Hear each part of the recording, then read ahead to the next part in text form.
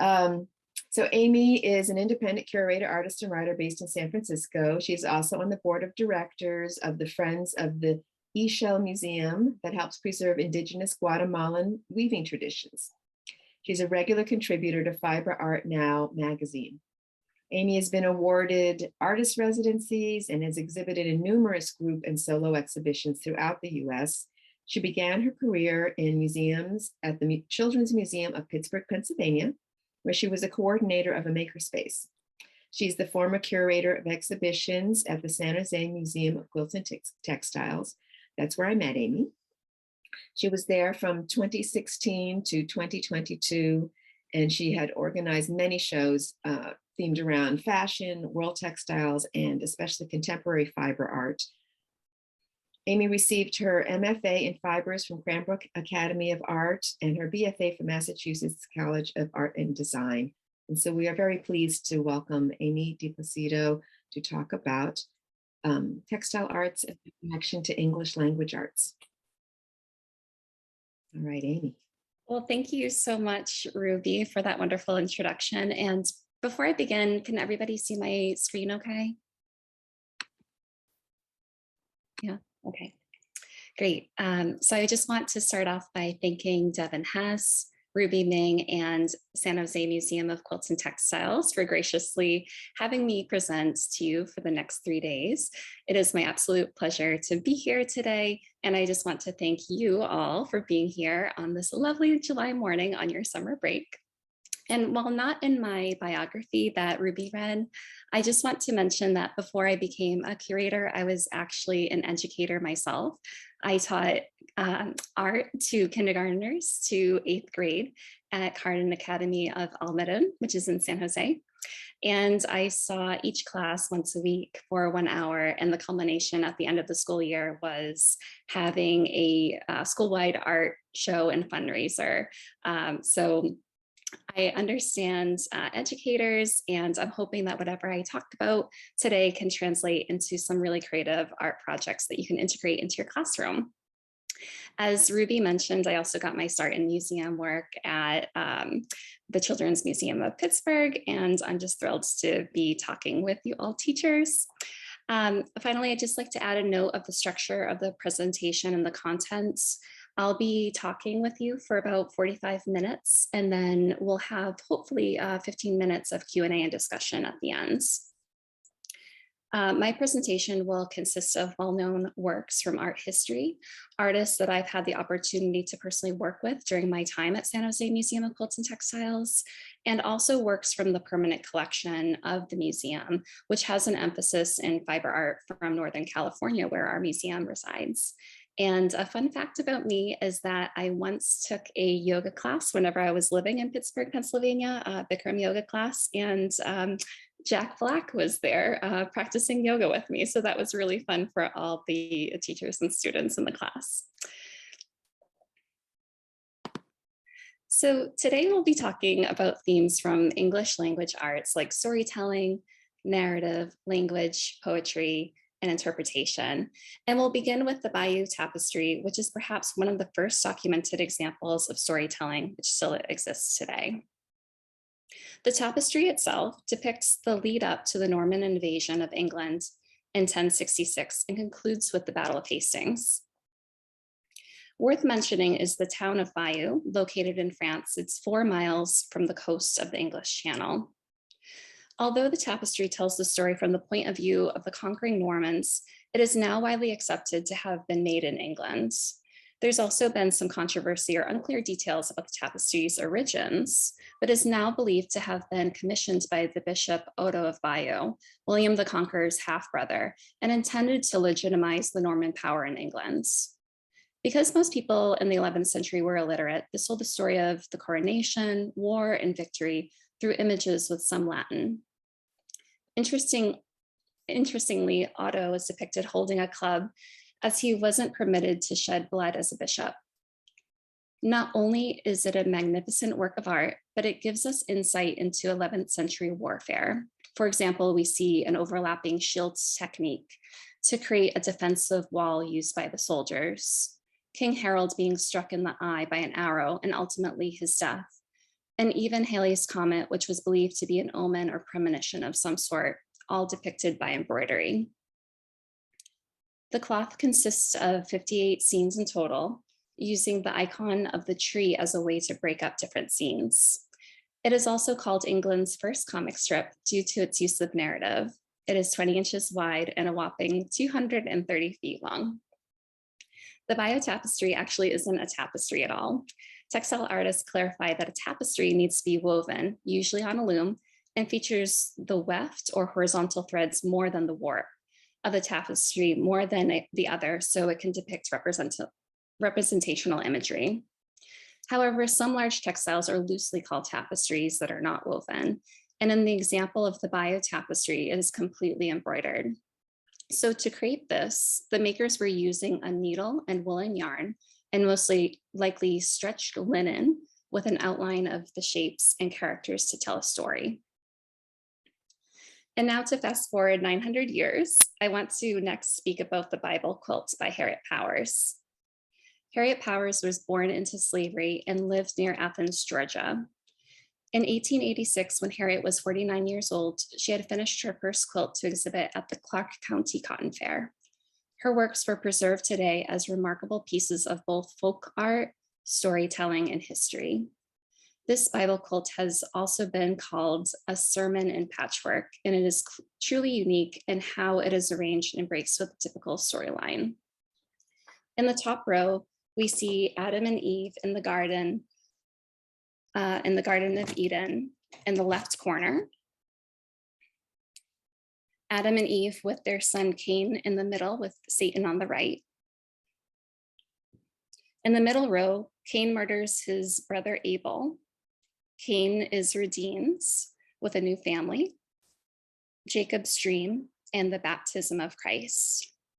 And in the bottom row, looking right to left, we see Christ as a child with the Star of Bethlehem, Christ at the Last Supper, Judas with 30 pieces of silver, and finally the crucifixion. SJMQT has a reproduction of this in the permanent collection. Powers' original Bible quilt is at the Smithsonian National Museum of American History, and her pictorial quilts from 1898 is at the Museum of Fine Arts in Boston, depicting narratives, scenes through applique, or sewing fabric shapes onto the other tops of fabric. It's truly unique of other quilts from the time. Through these 15 scenes, we see some stories from the Bible, like before, but they're interspersed with events from oral history. For example, the gray middle block tells the story that in 1833, stars were seen falling from the sky, and people thought this was the end of the world. Because these stories were passed down in the African-American community, this was one of the first times it was depicted visually. Continuing with our theme of story quilts, I'd like to turn to story cloths, and I'd like to talk about more contemporary textiles, focusing on the Hmong people, who are from modern day China, Vietnam, Laos, Thailand, and Myanmar. And the H is silent in this example, Hmong. They are mostly known for their embroidery, the craft only done by women, and they start as early as 3 years old. Here we see brightly colored stitched animals, trees, and flowers. The trees are called flame trees. This work also features the hornbill bird, which is here, which mates for life and is used as a symbol of fidelity and marriage in the Hmong culture. These are some pieces from SJMQT's permanent collection, as we do collect world's textiles. So you can see many textile techniques are utilized, such as weaving, indigo dyeing, cross stitch that you see in the accordion pleated skirt here, reverse applique, embroidery, and tassel making. Worth noting here is the elephant's foot symbol that you see on the bedspread, which symbolizes strength. It's almost like if an elephant stepped in the mud, you would get this outline seen here of the elephant's foot.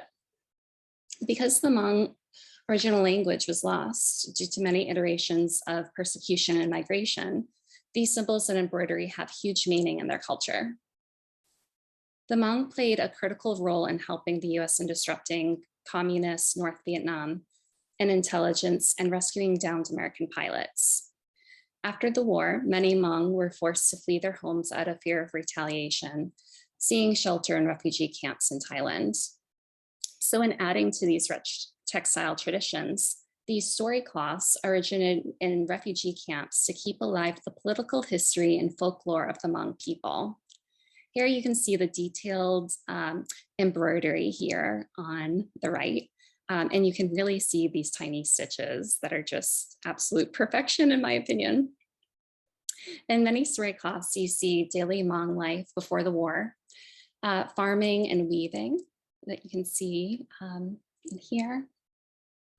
And the marching exodus here, crossing the Mekong River to safety in Thailand. And finally, bus and air transportation, where many chose to come to the United States. The Hmong claim that they preserved their ancient writing system through these story cloths, and they're also known as flower cloths. As there have been attempts by researchers to construct a Hmong written language, it has never been universally accepted by the Hmong people. And now I'd like to shift to the amazing work of Rosie Lee Tompkins, who is an African-American textile artist who lived in a large portion of her life in Richmond, California, which is just north of Oakland in the Bay Area. She was particularly interested in making the quilt top or the decorative part that you see, and less interested in the batting or the backing, which completes a quilt. In this pictorial quilt, we see the artist's connection to her faith, along with many other visual clues, such as the American flag, the two people dancing here in the top, and the French poodles that are in the corner. And I think this speaks to the intuition of putting disparate pieces or found textiles together. Most are from thrift stores. Some have been cut out clothing and then pieced together, and somehow visually this all kind of comes together and really works. In this next piece, we see a significant amount of embroidery text by the artist, along with found imagery of African and African-American men. Magic Johnson, O.J. Simpson, Nelson Mandela, MLK Jr., powerful and important players in the sports and political community. You see the words Effie, which is her original name, before taking the Rosie Lee Tompkins pseudonym, and her birth date 9/6/36, and also John 3:16. She had an affinity for these numbers, and other books and chapters of the Bible. One interesting detail is the crosses in the lower right, which says Michael, Love, and Effie, which is most likely a reference to Michael Jordan. You can see that here. And here we have a gallery view of the Rosie Lee Tompkins retrospective that was on view starting in 2020 at the Berkeley Art Museum and Pacific Film Archive, and is widely considered one of the most brilliant and inventive quilt makers of the last century. Tompkins quilts and piece tops are irregularly shaped and sized. Their scales, color schemes, and design themes vary dramatically and are not usually intended to be on a bed at all, but rather are mostly compared to abstract painting now instead of to contemporary textile works. Quilts are not only a utilitarian medium, but they can also be important vehicles for storytelling, literally. In the story quilts of Faith Ringgold, she blends the cultural significance and practice of African-American quilting and other African textiles such as kupa cloth from the Congo for inspiration and layout. Everyone knows what a quilt is, which Ringgold cites as one of the reasons why her work was quickly accepted in both the fine art and the crafts worlds. Bridges, literally and metaphorically, unite people across barriers and have a deeper symbol of the family focus of strength in carrying on or physically overcoming something. So we see this focus in her work. As we experience a global heat wave this steamy July week, I think everyone has an entry point to this next scene from Tar Beach. Too hot to sleep in your bedroom, getting a second wind in the night due to the heat finally letting up, being a child and overhearing adult conversations, drifting off to sleep, imagining you can fly. These are all easily summarized in a quick glance of Tar Beach. I'm just going to play a bit for us to hear. George Washington Bridge. I could see our tiny rooftop with Mommy and Daddy and Mr. and Mrs. Honey, our next door neighbors, still playing cards as if nothing was going on. And BB, my baby brother, lying real still on the mattress, just like I told him to, his eyes like huge floodlights tracking me through the sky. Sleeping on Tar Beach was magical. Lying on the roof in the night, with stars and skyscraper buildings all around me, made me feel rich, like I owned all that I could see. The bridge was my most prized possession. Daddy said that the George Washington Bridge is the longest and most beautiful bridge in the world, and that it opened in 1931 on the very day I was born. Daddy worked on that bridge, hoisting cables. Since then, I've wanted that bridge to be mine. Now I have claimed it.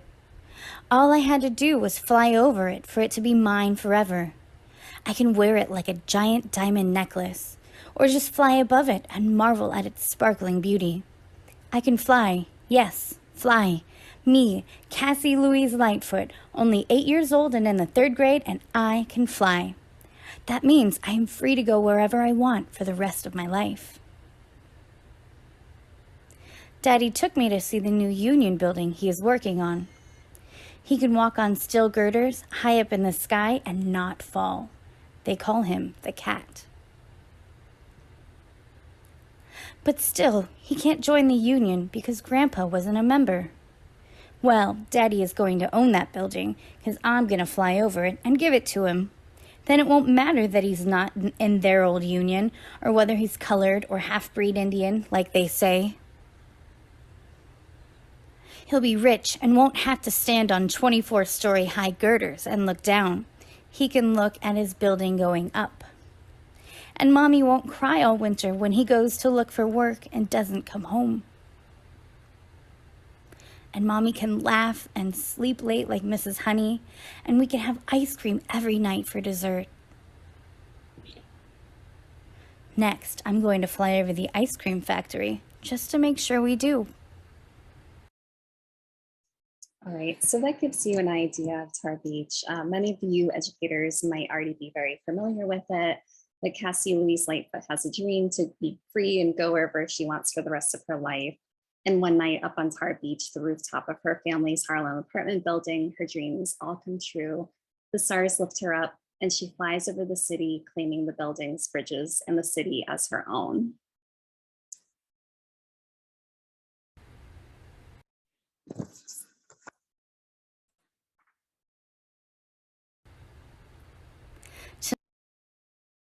George Washington Bridge.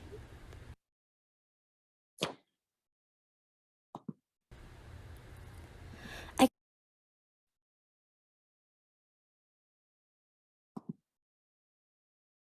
could see our tiny rooftop with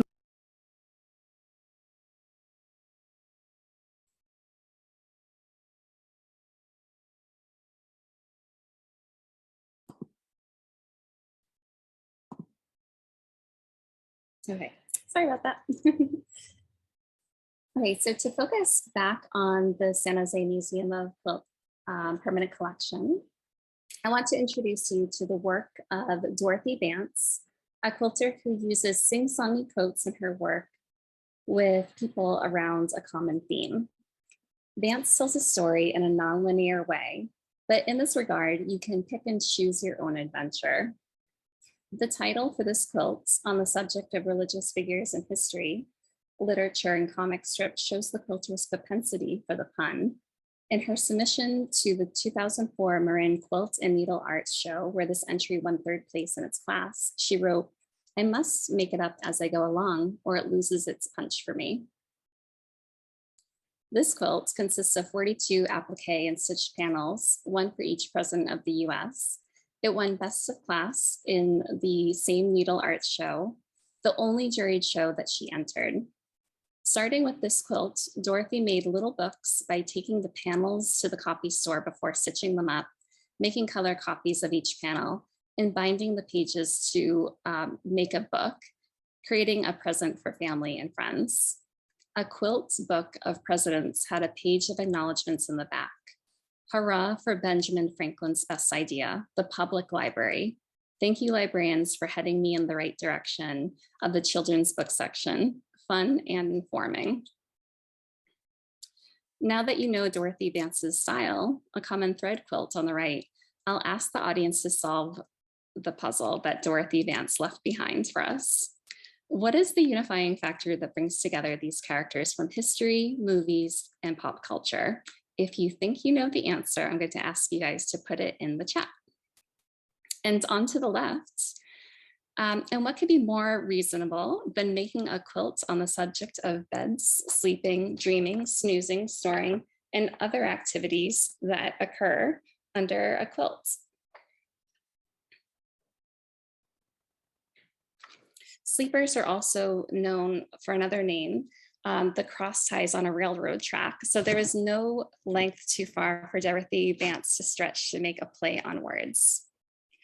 Continuing on with more examples of the permanent collection, along with this accomplished quilter, Virginia Avery, she was a jazz pianist, and that sense of freeform motion seems to have informed the lively and vibrant style for quilts and patchwork clothing. Though she grew up in a small town south of Indianapolis, in Of Thee I Sing, Avery plays homage to American ideals with a playful treatment of icons in New York City. Evoking jazz, the Times Square, the bustling composition engages the viewer's sense of sound as much as sight. Avery's vision of American identity enshrines peace, love, and joy alongside liberty, justice, and freedom. With a tranquil sky full of fireworks above the political images in the center of the shape, this work expresses optimism at Americans' ability to overcome strife and to live up to each one of these ideals.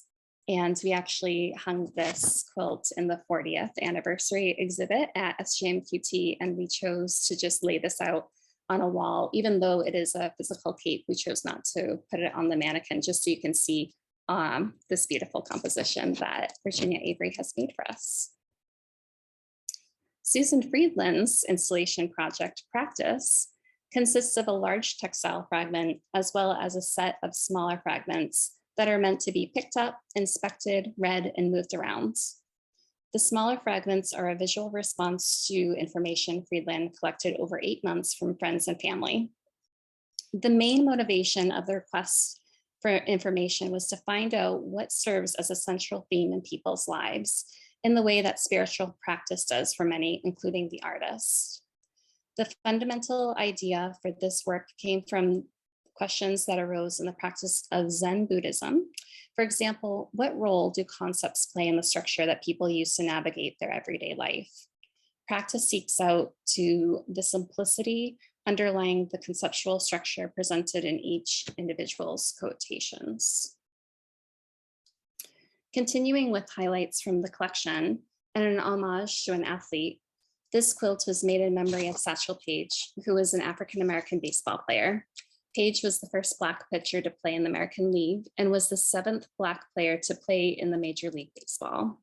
At age 42 in 1948, Paige made his Major League debut for the Cleveland Indians, and the Indians won the series that year.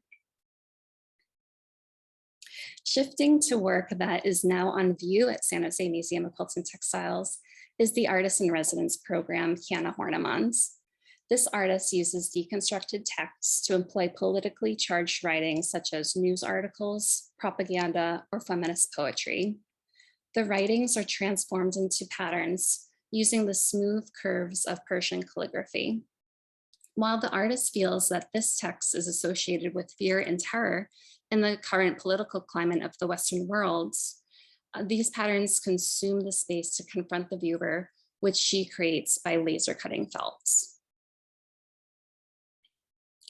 And finally, I'll be using the work of Alexander Hernandez to link together each of my 3 presentations for the upcoming days. Hernandez is a textile and mixed media artist whose vibrant quilted works explore issues of gender, immigration, and cultural assimilation with dynamic and creative techniques. The work, Bored and Overwhelmed, I think so perfectly summarizes the feelings that many of us had during COVID lockdown. Using t-shirt scraps, pants, sequins, and other recognizable fabrics like Mickey Mouse, the word over literally seems to be overwhelmed by the composition. And since everyone got a mask in the last 2 years, Beauty from Disney gets one as well. Alex wanted to show the feeling of emerging professionals who didn't own a TV and spent time watching TV on a laptop in bed, which I think speaks to the economic disparity in our country. And while we collectively endured a global pandemic, our experiences were very different. As Alex explores all parts of his identity, he always wanted to use the Spanish language in his work. During the pandemic, he started to think about music his mother would play when he was a child, whenever they had to start cleaning the house. And thinking about the lyrics seen here, he was able to connect more with his mother, realizing that she experienced the world in similar ways that he did in his adulthood. And I'm going to try to play this excerpt from Alexander Hernandez himself, although it is somewhat quiet.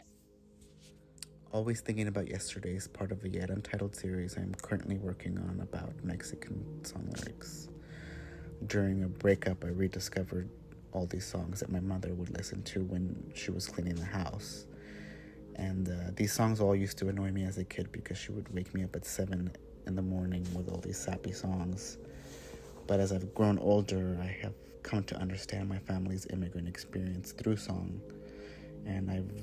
And as I've reached a similar age as my mom was at one point, I'm starting to comprehend the heartache, grief, struggle, happiness that she must have gone through while raising 5 kids and having 3 jobs.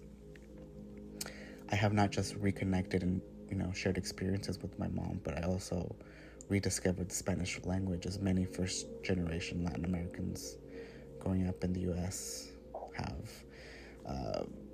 They have, a lot of us have had a hard time, learning the language properly, so sometimes we won't say it right, and then sometimes people just forget it altogether. So I just kind of picked some short sentences of lyrics that I found poetic in Spanish but are hard to translate in English, and I sewed all these letters on painted quilts that I constructed using American patchwork techniques with Mexican fabrics and embroidery. Great, so that's Alex Hernandez's work. And again, you'll be hearing a little bit more of his different bodies of work throughout the other presentations that I'll give tomorrow and the next day. So I just want to thank you all for being a wonderful audience today, and again, for having me. And I'll leave you with the thought of your identity being your own roadmap to telling your own story. That stories are just our personal maps of identity. If you have any questions, or if you want to just open this up for discussion, I'll leave my screen on and we can toggle back and forth to different pieces that I might have mentioned. And yeah, I'm very happy to be here with you, and I'd love to answer any questions. So thank you. Thank you, Amy. Does anybody have any questions? It's a lot of information. There are a lot of really interesting artists. And I didn't get a chance to look at the chat yet, but did anybody solve our answer of what is Dorothy Vance's common thread? Quilt? I think we might need to tell people more about who's in that quilt. Can you go back to that slide? Yes. And I'm just going to mention that some of the people include Martha Stewart. Who else is in there? It's hard to see. So who else is in there? I've forgotten. Yeah, I have a hint for everybody, which is what do Henry David Thoreau, Martha Stewart, and Oscar Wilde all have in common? And again, we're looking at the quilt that's on the right here. And there's also Pinocchio. I know these might be a little bit hard to see depending on people's size of their screen. Oh, Rosemary got it already. Time in prison. Ooh, that is correct. Yeah, so she's very clever about how she does these commonality sort of things, and these sort of quippy summaries and her funny little sayings that she associates with these different images. It's always sort of fun. Yeah, and I should say that this quilt was just assembled, like the embroidery was done here, but it was around the time of her passing, unfortunately. So she never got to piece this together, but then her volunteer of her quilts group actually pieced this together. And I'm not sure if you have gone over this yet, but a quilt is just like a textile sandwich, we say, where we have the quilt's top, which is the fun part to look at here with all the people. Then you have the batting in the middle, and then you have the backing, and all three of those layers come together to create a completed quilt. So somebody did that on her behalf. And I think just is like her last joke or her last pun that she leaves into the world, if you will.